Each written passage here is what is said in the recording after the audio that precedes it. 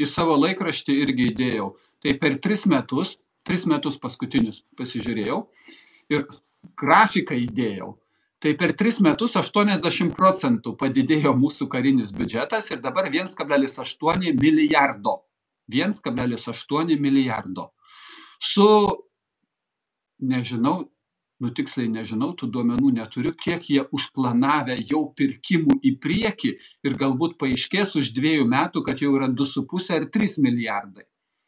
Tai šitų į priekį paskaičiavimų ir mes nekalti, sudarė valdžia tokius planus ir dabar jau turime pirkti, nes jau užsakymai ateina. Bet vėl aš pakartosiu elementarę. Mieli žmonės, nereikia aukšto pilotažo, elementari tiesa.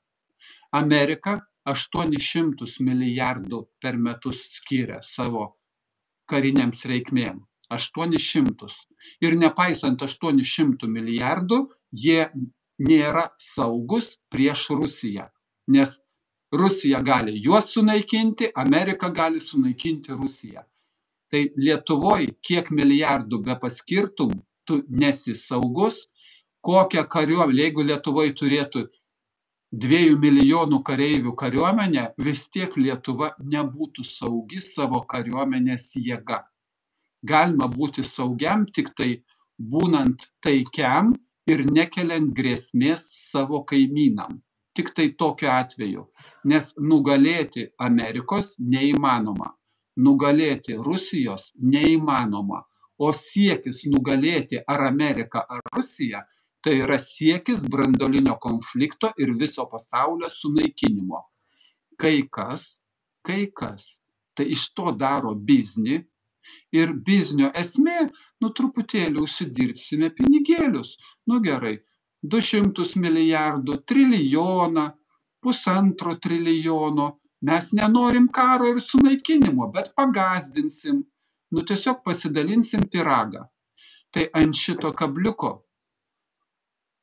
čia kabliukas elementariai suvokiamas, bet korupcinę valdžią turint, Ukrainoje valdžia korupcinė ir šalis korupcinė. Mane vienas žmogus pataisė, kai aš parašiau, kad Ukraina labiausiai korumpuota Europos valstybė.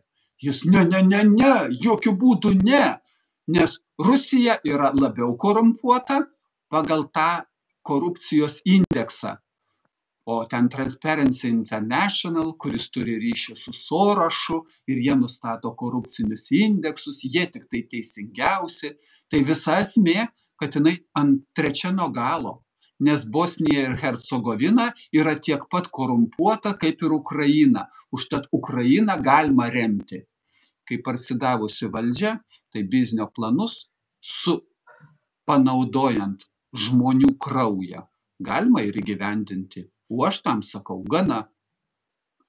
Toliau.